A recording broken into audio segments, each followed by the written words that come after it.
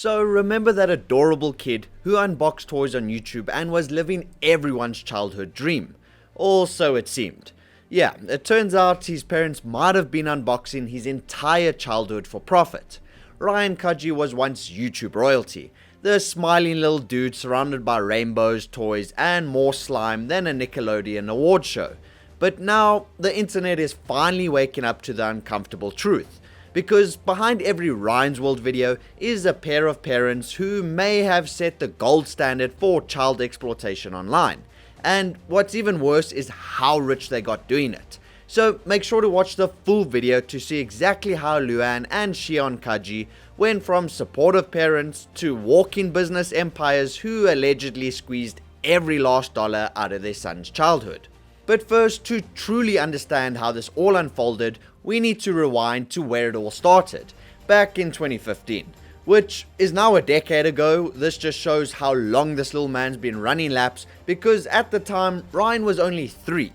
He supposedly asked why he wasn't on YouTube like the other kids, and instead of saying because you need a nap, his mom Loann, a former chemistry teacher, grabbed a camera and hit record.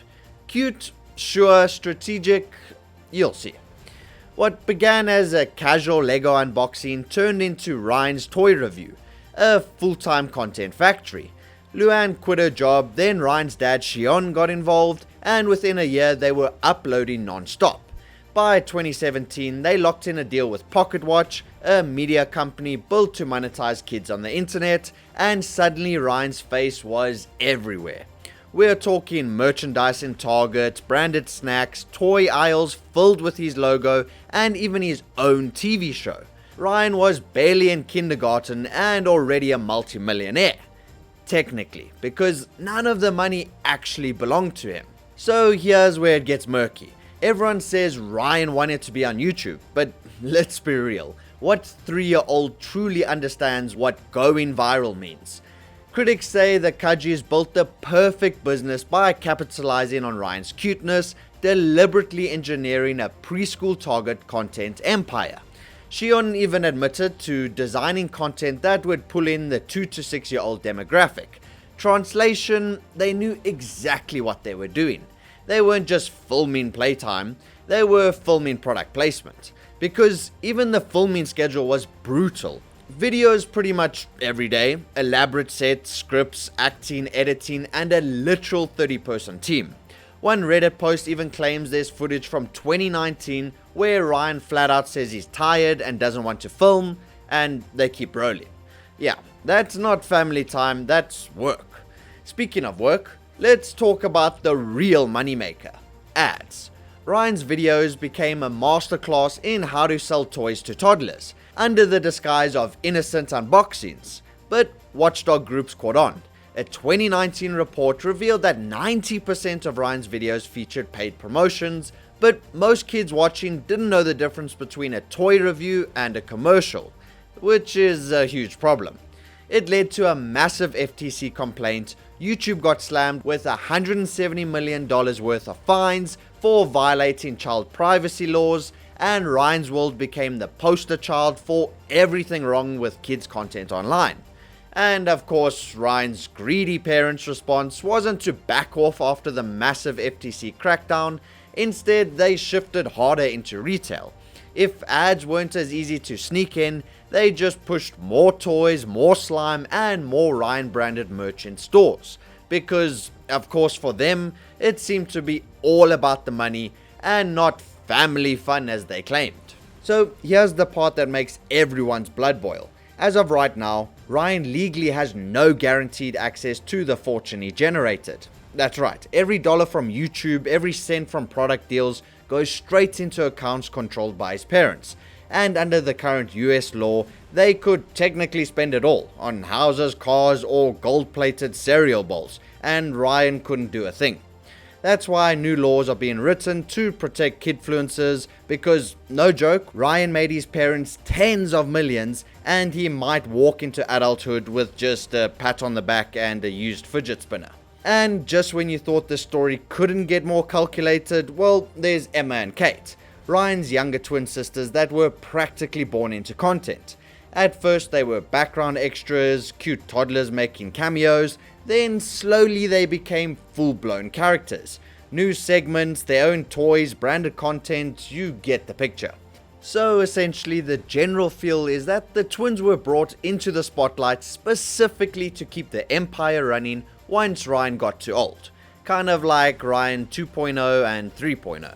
Now whether that's true or not, that's up to you to decide. You guys can let me know in the comments. Because one thing's clear, and that's the fact that Ryan's parents have zero plans of slowing down. They simply swapped out the faces and kept the content train on its tracks. Now, despite all of this, for years Loann and Shion managed to dodge serious backlash. They smiled in interviews, said Ryan loved filming, and promised they were saving for his future. But slowly things changed. Parenting blogs, commentary YouTubers, and even child development experts began ringing alarm bells. People started calling out how emotionally flat Ryan seemed. Tired, bored, like a kid stuck in a never-ending episode of Teletubbies he couldn't escape. Reddit threads even exploded, TikTok memes roasted his parents, and one critic even described the channel as a digital child labor camp with thumbnails. And believe it or not, there's now even a petition called Let Ryan Retire. So yeah, that's how bad this has all gotten. But just when you thought things couldn't get sketchier, people dug into Loann Kaji's past. Turns out she has a criminal record. In 2002, pre-YouTube fame, she was arrested for shoplifting and even served jail time for violating probation. Now I'm sure most of you already knew this, and sure, some people can change, but when you're facing accusations of stealing your child's childhood for money, having a literal theft conviction on your record doesn't exactly help your case. So because of this, fans weren't just side-eyeing the brand. This is what led them to believe that Ryan's parents were just in it for the money and weren't necessarily concerned with his well-being. Now, that's just speculation of course, but if that's the case, well, karma has a funny way of working things out, because Ryan's World the movie was an absolute disaster. Yep, Ryan's parents actually made a feature film, likely to try squeeze out every last drop of content and cash before Ryan got too old.